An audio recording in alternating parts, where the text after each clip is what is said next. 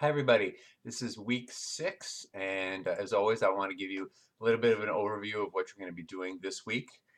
So let's get started. You have two learning outcomes for this week. The first is to design marketing programs to accomplish specific marketing strategies. Now that's kind of elemental to marketing strategy, but that's something that you're going to be doing in the discussion board. And then assess alternative courses of action for addressing marketing problems and opportunities. So two pretty broad learning outcomes that you're going to accomplish this week. So you're going to read two chapters, chapter 10 and chapter 11. Chapter 10 is called Distribution Strategy. Now, unless we work in distribution, this is probably the part of the marketing mix that we think the least about. Because as a customer, we just go into the store and hey, there it is, or we go online and there it is. We don't really think at all about how it got to where we're going to buy it and the choices that were made. So chapter 10 will be helpful for us in that. Uh, Ever since kind of the internet age began, people have been saying that the market was going to get disintermediated. That means that everybody who was a middleman, so to speak, was going to get taken out because nobody really likes the idea of a middleman. The middleman is an intermediary, somebody who takes, is somewhere in between the producer of the product and the buyer of the product, and they're taking their piece. And so as a customer, as a producer, we don't like that. But intermediaries have still done pretty well. It does appear that there is still a need for marketing intermediaries, that they do add value. They really haven't gone away, with some exceptions. So chapter 10 talks about that.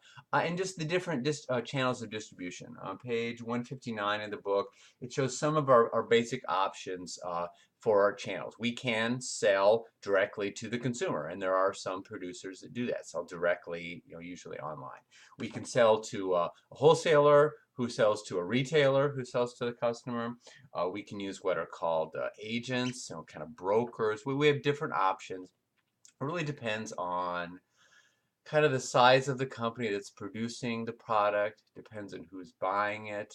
It depends on a lot of different factors. So these are some decisions we have to make.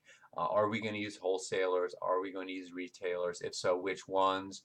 And how involved are they going to be in helping us make decisions? And then the chapter talks about wholesaling, store and non-store retailing. So store retailing, you know what that is. Obviously, you go in a store to buy something. Everything else where we buy is non-store retailing. So that's buying online, that's vending machines, that's all kinds of things. So the chapter talks about that. As you can see, as marketing managers, it's pretty important the distribution decisions we make. And if we're small, we can't be everywhere, so we have to be pretty strategic in the distribution decisions that we make. Chapter 11 is about pricing strategy. Now, as consumers, we have thought a lot more about price, but really just how it affects us. We tend not to give a lot of consideration to how the company arrived at that price point that we're looking at. So chapter 11 talks about the influence of demand in pricing. If you will hopefully remember from your economics courses, you've got supply and demand, and when they meet, that's where the price is. So we've got the influence of demand on pricing that so we have to think a lot about price elasticity of demand, which is how much demand goes up or down if the price goes up or down. As you know, some products have high elasticity of demand. The price really moves with the demand really moves with the product. Other things like, heart pacemakers, inelastic. The demand doesn't really change much depending on the price. We've got the influence of supply on pricing. So particularly kind of what our costs are like in comparison to our eventual price. The perishability, storage costs, can we keep our product in a warehouse versus bread where it's going to go bad pretty quickly? Those have a big influence on price as well. And then there are other kinds of influences on price. The internet. How much is our product sold online? Typically products that are sold exclusively online, there's always forces kind of pushing prices down because it's so easy for customers to compare pricing. Competition, how intense is the competition? Are our competitors selling very similar products at similar prices, or are we kind of the only one in our space? Government regulations. Some products are very regulated and therefore don't have, you don't have as much flexibility on price. And then the end gives the starting at 178 gives us a general pricing model. So if we were a company kind of trying to set pricing, we would set our objectives, evaluate product price relationships, estimate our costs. It goes through a model. So this is fairly realistic of what a bigger company does. I have to say a lot of smaller companies do not. They're not very strategic about their pricing. They're kind of looking at what the competition is, and then they're either a little bit higher or a little bit lower. All right, so you have just one assignment this week, which is the discussion board. 2 questions, as always. Answer one of the questions, and by day 3, and then by day 6, go in and post at least 2 replies to other people who answered the other question, hopefully. Question 1 is about distribution coverage.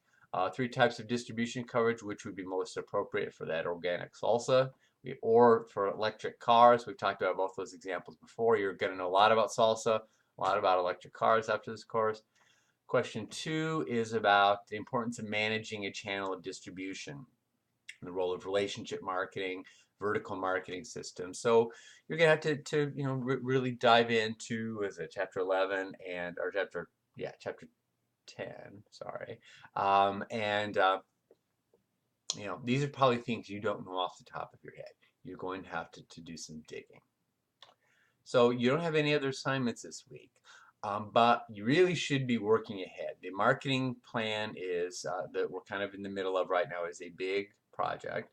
And so next week, week 7, you are going to create a social media promotional piece for your marketing plan client. So you will remember that not very long ago, you wrote a little section where you described the company that you're focusing on for your marketing plan. Maybe you told me the specific product.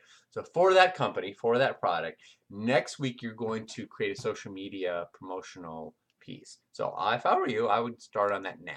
And I would, in these off weeks, I'd be working on the next week because it's marketing plan is a pretty big project. Okay, so that's this week. This is week 6. Hope this is helpful to you, and I will see you online. Thanks, everybody.